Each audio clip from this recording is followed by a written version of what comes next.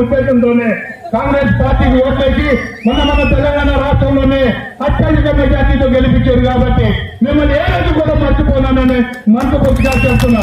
అది చక్కలపాడు కావచ్చు, తరగమల్ల కావచ్చు, లేకపోతే అటు ఉన్న దామచల్ల కావచ్చు, అడిదేరుపల్లి కావచ్చు, ఈ అన్నింటినీ కలిపి సమన్వయం చేసి ముందుకు తీసుకుపోయేదానికి నేను కంగనం కట్టుకున్నా.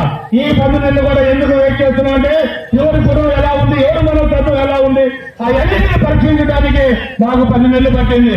ఎట్టి పరిస్థితుల్లో కాంగ్రెస్ పార్టీ కష్టపడ్డ కార్యకర్తలు కానీ కష్టపడ్డ లీడర్ కానీ ఏ రోజు కూడా మర్చిపోవాలని అందరికీ మాటిస్తున్నాను. నేను రాబోయే రోజుల్లో కూడా మన మధ్యలో చిత్తు పెట్టడానికి ఎంతో మంది అవుతారు. కానీ అలాంటి చిత్తులకి ఎత్తులకు మనకు ఎవరు లోకద్దు.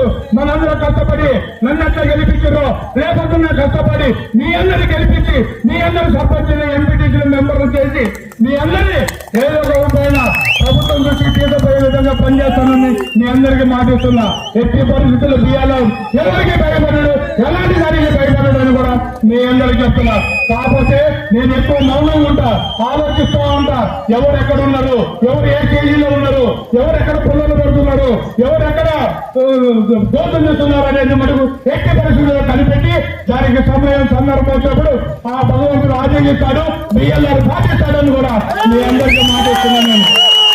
అలాగే ఇప్పుడు చెప్తున్నా, వ్యవసాయదారులు ఎవరైనా సరే